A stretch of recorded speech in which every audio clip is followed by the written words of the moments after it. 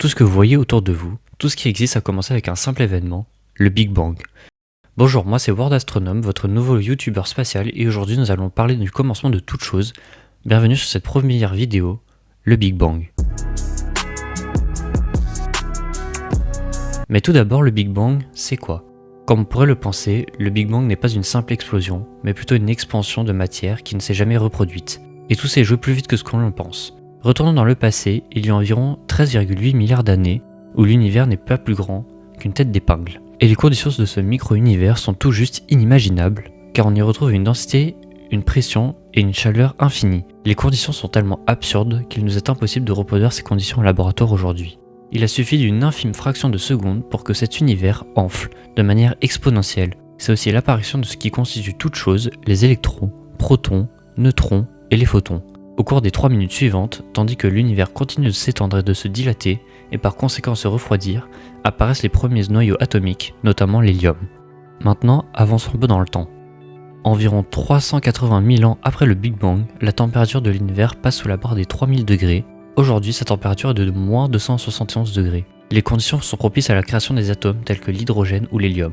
En effet, les électrons sont désormais assez ralentis pour se rattacher et fusionner avec des noyaux atomiques. La matière comme nous la connaissons aujourd'hui apparaît. Quant aux photons, les particules de lumière peuvent alors circuler. L'univers s'allume alors. Mais cet univers éclairé n'est que de courte durée.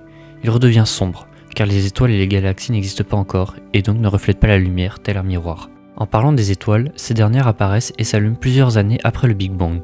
Avec cette apparition, de nouveaux atomes voient le jour comme l'azote et le carbone. Elles apparaissent grâce aux réactions chimiques qui se déroulent dans les noyaux de ces nouveaux astres. C'est aussi à ce moment-là que la structure de l'univers change peu à peu. En effet, la force gravitationnelle regroupe les étoiles en galaxies, qui se regroupent d'elles-mêmes en amas, voire en super amas de galaxies. Mais alors, comment sait-on autant de choses sur un événement aussi mystérieux? Il faut savoir que quand la théorie du Big Bang est apparue, parce que oui, à l'heure d'aujourd'hui, le Big Bang reste une théorie, il fut très mal accueilli par la communauté scientifique. En effet, dans les années 20, la théorie bouscule les idées prédominantes d'un univers fixe et statique. Idée partagée notamment par un petit scientifique pas très connu, un certain Albert Einstein, mais il finit par changer d'avis par la suite. La théorie d'un univers en expansion est avancée pour l'une des premières fois par Alexander Friedman, un mathématicien russe en 1922. Cette idée est ensuite démontrée mathématiquement par Georges Lemaître, un savant belge, en 1927. L'astronome américain Edwin Hubble, à la suite d'observations de galaxies, prouve que le fait qu'elles s'éloignent les unes des autres est dû à la dilatation de l'univers. Ces travaux permettent encore une fois de valider la théorie de l'expansion de l'univers. En 1931, notre savant belge Georges Lemaître émet l'idée que si l'univers s'étend, c'est qu'il a dû en toute logique être plus petit et plus dense, peut-être même en un point unique.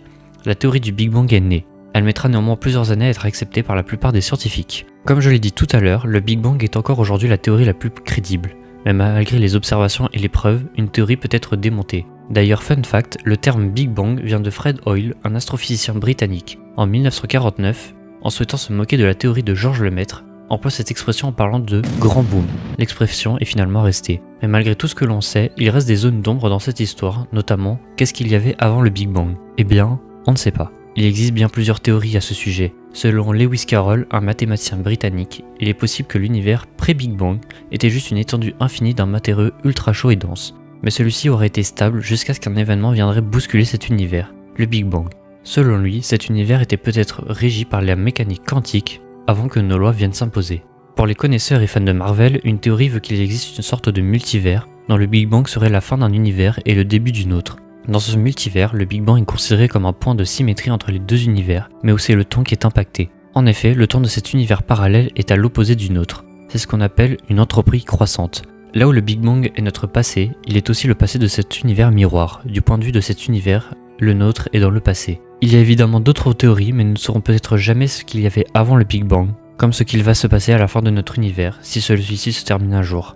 Mais ça sera pour une prochaine vidéo. Merci d'avoir regardé cette vidéo, n'hésitez pas à vous abonner, à liker, à commenter. Si vous avez des conseils, n'hésitez pas à me les dire en commentaire. Sachez que je suis en live quasiment tous les soirs sur Twitch, tous les liens sont en description, et moi je vous dis à bientôt pour un prochain voyage au cœur de notre galaxie.